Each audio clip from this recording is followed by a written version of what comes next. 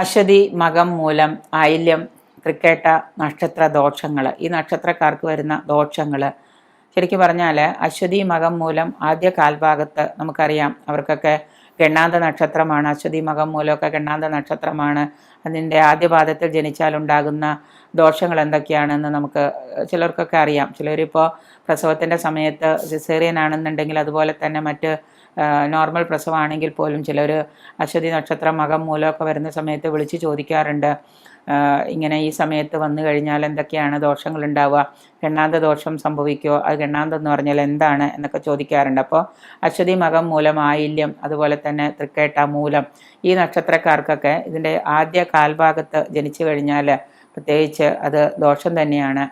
ആ ഗണ്ണാന്ത ദോഷം ചിലത് ആ ജനിച്ച കുട്ടിക്ക് തന്നെ, ചിലത് പിതാവിന്, ചിലത് മാതാവിനൊക്കെയാണ്.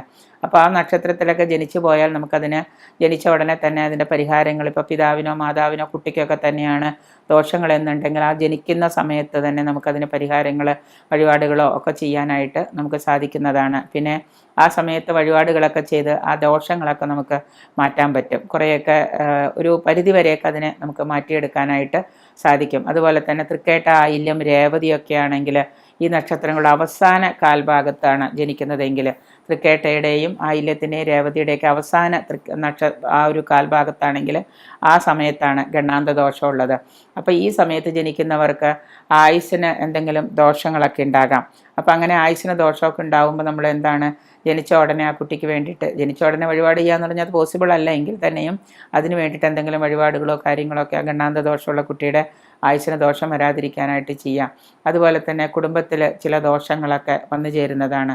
അപ്പോൾ അതിന് വേണ്ടിയിട്ട് നമ്മൾ കുട്ടി ജനിച്ച് 28 കഴിയുന്നതോടുകൂടി ആ ഒരു ഈറ്റപ്പലയൊക്കെ കഴിയുന്നതോടുകൂടി അതിന് പരിഹാരങ്ങളൊക്കെ ചെയ്യുക എന്നുള്ളതാണ്. അപ്പോൾ ജാതകം പൂർണ്ണമായിട്ട് എഴുതിയില്ലെങ്കിൽ പോലും ആ സമയത്ത് ജനിക്കുന്ന കുട്ടികൾക്ക് ഗണ്ണാന്ത ദോഷമുണ്ടെന്ന് അറിയുമ്പോൾ നമ്മൾ അതിന് വേണ്ടിയിട്ടുള്ള പരിഹാരങ്ങൾ എന്തെങ്കിലും ആ 28 കഴിയുന്നതോടുകൂടി ചെയ്തു തീർക്കുക. അതാണ് ആചാര്യന്മാർ അഭിപ്രായപ്പെടുന്നത്.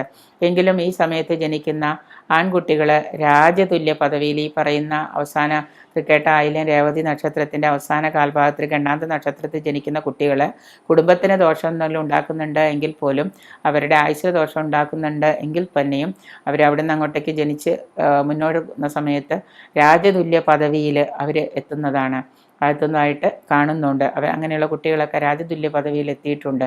കുടുംബത്തിനോട് ഇവർക്ക് കൂടുതൽ അടുപ്പമൊന്നും കാണില്ല. ഏതെങ്കിലും കാരണങ്ങൾ കൊണ്ട് ഇവർ പഠനമൊക്കെ കഴിഞ്ഞ് അല്ലെങ്കിൽ ഉന്നത വിദ്യാഭ്യാസമൊക്കെ കഴിഞ്ഞ് അല്ലെങ്കിൽ ഏതെങ്കിലും കാരണം കൊണ്ടൊക്കെ ഇവർ കുടുംബത്തിൽ നിന്ന് ഒരു 10, 12, 15 വയസ്സൊക്കെ കഴിയുന്ന സമയം തൊട്ട് ഇവർ കുടുംബത്തിൽ നിന്നൊക്കെ മാറി നിന്ന് ചിലപ്പോൾ വല്ല ഹോസ്റ്റൽ ജീവിതമോ അല്ലെങ്കിൽ വേറെ ഏതെങ്കിലും മാതാവിൽ നിന്നും പിതാവിൽ നിന്നൊക്കെ മാറി നിന്ന് വേറെ അമ്മൂമ്മയുടെ അപ്പൂപ്പൻ്റെ ഒക്കെ കൂടെ നിന്ന് അങ്ങനെയൊക്കെയുള്ള ജീവിതമാണ് ഇവർക്ക്. അപ്പോൾ കുടുംബത്തിനോട് ഇവർക്ക് കൂടുതൽ ബന്ധമില്ലാതിരിക്കുക, അല്ലെങ്കിൽ മാതാവോ പിതാവോ ആരെങ്കിലും ഒരാൾ വിട്ടുപിരിഞ്ഞ് മാറിയിരിക്കുക, ഇങ്ങനെയൊക്കെയാണ് കാണുന്നത്.